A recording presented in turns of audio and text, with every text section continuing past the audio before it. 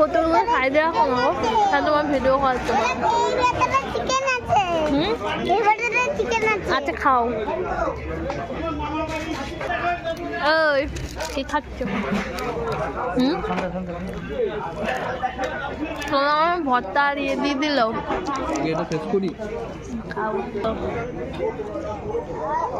এ কি খাচ্ছ এবার? হ্যাঁ দই কাতলা।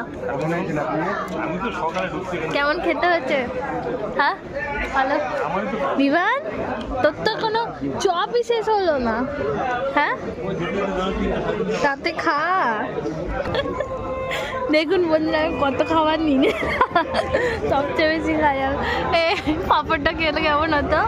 হ্যাঁ বলে হ্যাঁ কি দেবে? কিসে বাটি?